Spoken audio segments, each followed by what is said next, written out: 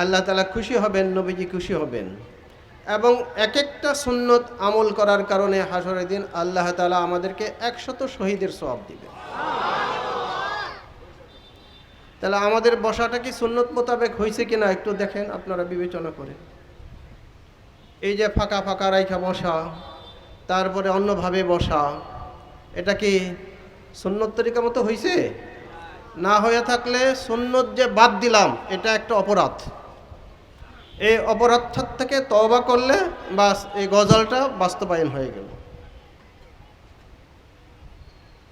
যে সকল ভাইয়েরা দাঁড়ায় আছেন, কারো যদি দাঁড়ায় থাকার দায়িত্ব থেকে থাকে সেটা ভিন্ন কথা, কিন্তু এই দ্বীনি মজলিসের মধ্যে দাঁড়ায় থাকা এটা কোনো আদব না, এটা কোনো আদব না, আদবের খেলাফ।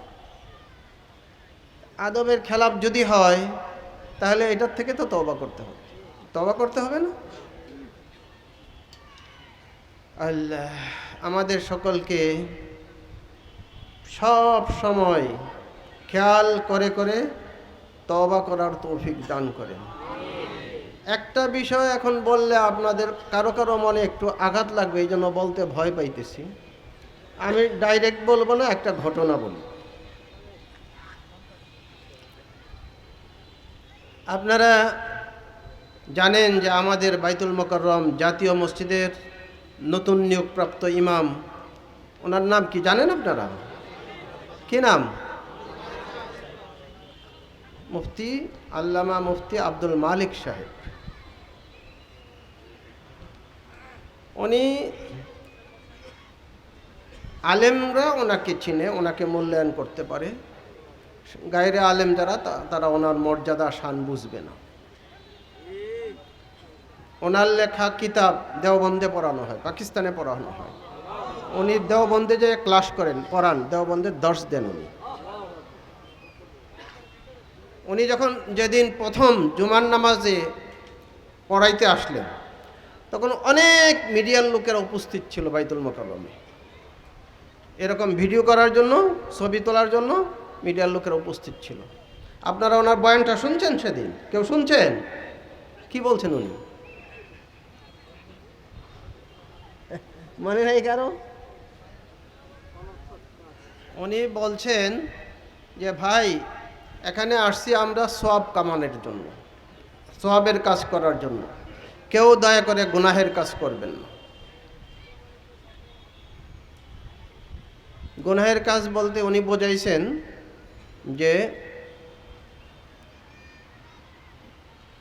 শরীয়ত সম্মত কারণ ছাড়া ছবি তোলা এবং ভিডিও করা এটা গুনার কাজ। উনি জিজ্ঞাসা করছেন, আপনারা বলেন যে ছবি তোলা এবং ভিডিও করা এটা কি ফরজ কিনা? বলছে না, ফরজ না। এটা কি ওয়াজিব? ওয়াজিবও না। সুন্নত? সুন্নত না। নফল? নফলও না। মুস্তাহাবও না। তাহলে এটা কি?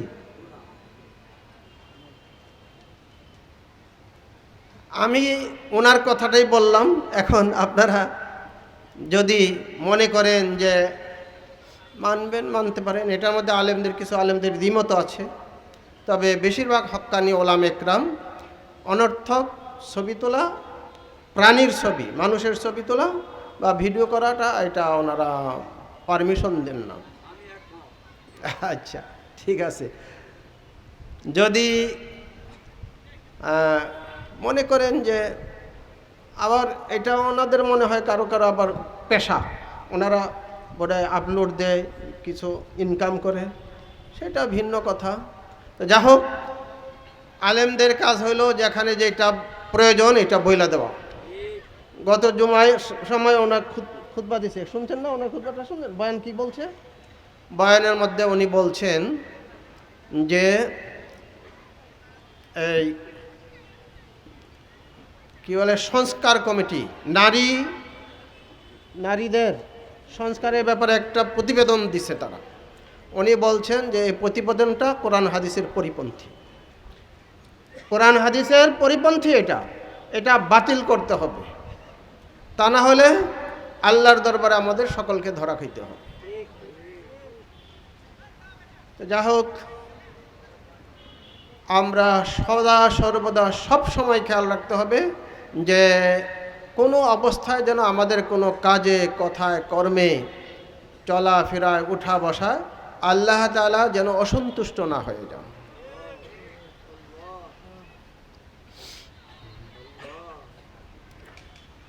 আল্লাহ তাআলা অসন্তুষ্ট হওয়ার জন্য খুব বড় পাপ করতে হবে এরকম না। আল্লাহ তাআলা ছোট ছোট অপরাধের কারণে অসন্তুষ্ট হইতে পারেন না? এক বুজুর্গ বলছেন,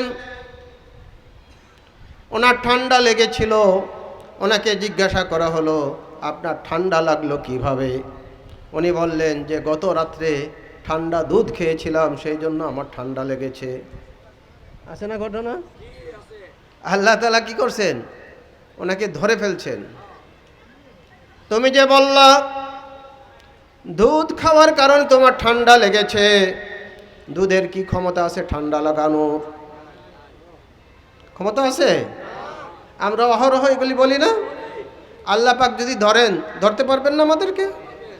সুতরাং কোন অপরাধের কারণে আল্লাহ তাআলা ধরে ফেলবেন বোঝার আমাদের জানা নাই। সুতরাং সদা সর্বদা সজাগ থাকতে হবে, যাতে আল্লাহ তাআলা আমাদের কথায়, কাজে, চলাফেরায়, উঠা বসায়, চোখের দেখায়, হাতের ধরায় আল্লাহ তাআলা অসন্তুষ্ট না হয়ে যান।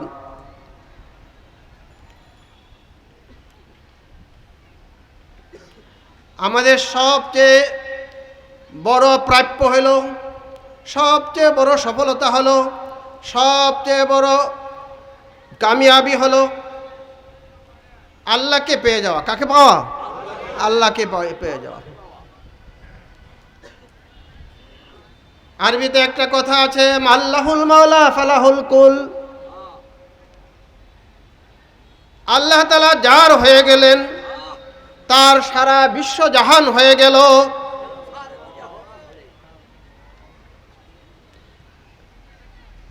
মরহুম আব্দুল গাফফার সাহেব, অনেকে হয়তো ওনার ওয়াজ শুনেছেন, বড় ওয়াজ ছিলেন আব্দুল গাফফার সাহেব, সোনারগাঁয়ের। আচ্ছা, উনি একটা ঘটনা বলতেন ওয়াজের মধ্যে। সুলতান মাহমুদ গজনবী, গজনীর সুলতান ছিলেন, বাদশাহ। ওনার একজন গোলাম ছিল আয়াস, নাম ছিল আয়াস। ওই গোলামটা ওনার অনেক বেশি ভক্ত ছিল, অনেক বেশি প্রিয় ছিল। ওনার ইচ্ছা মতো, ওনার যখন যা ইচ্ছা সে বুঝতে পারতো, ইচ্ছা মোতাবেক গোলাম ওনার খেদমত করত। যার কারণে উনি গোলামটাকে অনেক বেশি মহব্বত করতেন, ভালোবাসতেন। এইটা দেখে রাষ্ট্রের যারা হুমরা চুমরা আছে না, মন্ত্রী, উপমন্ত্রী, প্রতিমন্ত্রী, আরও কত কিছু আছে না, তারা কানা ঘোষা শুরু করে দিল। আরে বাদশার কি হলো, সুলতানের কি হলো, আমাদেরকে বেশি মহব্বত না করে আমাদের চেয়ে বেশি মহব্বত করে গোলাম আয়াজকে। এ কথা যখন ওনার কানে পৌঁছলো, উনি চিন্তা করলেন, আমি কেন আয়াজকে বেশি মহব্বত করি, এটা তাদেরকে বোঝাতে হবে না? তাদের ভুল ভাঙতে হবে। উনি ঘোষণা দিলেন, অমুক মাসের অত তারিখ রাষ্ট্রের সবচেয়ে বড় যে মাঠ আছে, ময়দান, সেই মাঠের মধ্যে রাষ্ট্রের সমস্ত মূল্যবান জিনিসগুলি একত্রিত করা হবে। 1, 2, 3 হুইশাল দেওয়া হবে, বাঁশি বাজানো হবে। হুইশাল দেওয়ার পরে ওই মূল্যবান জিনিসগুলির উপরে যেইটার উপরে হাত দিবে, ওই জিনিসটা তার মালিকানাধীন হয়ে যাবে, সেটার মালিক হয়ে যাবে। বাদশাদের কথা তো বাদশাদের কথাই, সেই অনুপাতে ব্যবস্থা করা হলো। রাষ্ট্রের সমস্ত লোকজন একত্রিত হলো, মাঠের মধ্যে সমস্ত মূল্যবান জিনিসপত্র জমা করা হলো, সাজানো হলো। বাদশার আদেশে, সুলতানের আদেশে বাঁশি ফু দেওয়া হলো, 1, 2, 3 ফু দেওয়ার পরে সমস্ত লোক দৌড়াদৌড়ি করে হুমড়ি খেয়ে কে কোন মূল্যবান জিনিসটা ধরবে সেইটা ধরতে লাগলো, এবং সেটা হস্তগত করতে লাগলো। কিছুদিন আগে দেখছেন না, সাবেক প্রধানমন্ত্রী যখন চলে গেছেন দেশ ছেড়া, তখন বঙ্গভবনে কিছু কি ঢুকছিল না? কি করছে ঢুইকা? যা পাইছে বাস লইছে। এটা তো পারমিটেড ছিল না, পারমিশন ছিল না। ওর এখানে তো পারমিশন দেওয়া, সুলতান নিজে পারমিশন দিছে। কাজে কিভাবে লইতে পারে এখন চিন্তা করে। সকালে যায়া মূল্যবান জিনিস লওয়া শুরু করলো, সকালে নিল, মাঠ খালি করে ফেলাইছে। নিয়ে যখন সকলে মূল্যবান জিনিস নিয়ে যে যেটা পারছে নিয়ে যখন চলে যাবে, বাদশাহ বললেন, হে জনগণ, হে নেতৃবৃন্দ, মন্ত্রী উপমন্ত্রী, তোমরা একটু দাঁড়াও, একটু থামো, আমার একটা কথা শোনো। সকলে দাঁড়াইলো, দাঁড়ানোর পরে বলল যে তোমরা তো সকলেই মূল্যবান জিনিস গ্রহণ করলা, কিন্তু এই যে আমার পাশে দাঁড়িয়ে আছে আয়াস, আমার গোলাম আয়াস যে দাঁড়াই রইল, সে তো কোনো মূল্যবান জিনিস গ্রহণ করলো না। এটার কারণ কি তোমরা একটু তাকে জিজ্ঞাসা করো। তাকে যখন জিজ্ঞাসা করা হলো, সে বলে আসলে ঘটনাটা কি, ঘটনাটা কি?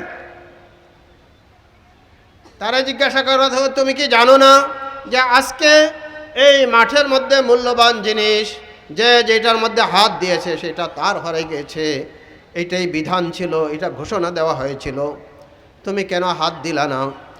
তখন সে বলে আসলে কি ঘোষণা এটা ছিল কিনা, যে হ্যাঁ এটাই ছিল, এটা ঘোষণা থেকে দিলে ঠিক আছে আমি হাত দিচ্ছি।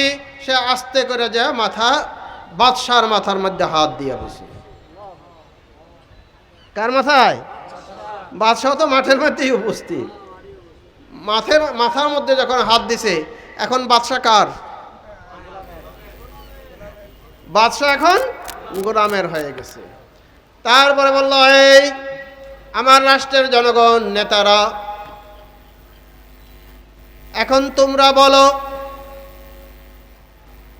তোমরা কি চাইছো আর আজ কি চাইছে? তখন সকলের ভুল ভেঙে গেল যে আসলে আয়াত যে বাদশাকে কতটুকু মূল্যায়ন করে, কতটুকু মহব্বত করে, কতটুকু ভালোবাসে। দুনিয়া এই রাষ্ট্রের সব কিছুর যে মহব্বত কাকে করে? বাদশাকে করে।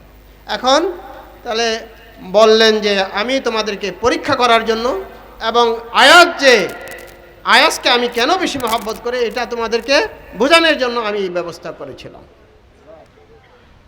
আমার যদি আপন হয়ে যায় আল্লাহ, আর আমি যদি আল্লাহ পাকের আপন হয়ে যাই, তাহলে দুনিয়ার সব কিছু আমার হয়ে যাবে। হবে কি হবে না?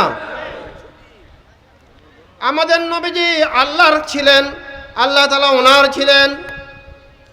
নবীজি যখন বলছেন চাঁদ 2 টুকরা হয়ে যাও, ইশারা করেছেন, মুখেও বলতে হয় নাই, ইশারা করার পরে চাঁদ 2 টুকরা হয়ে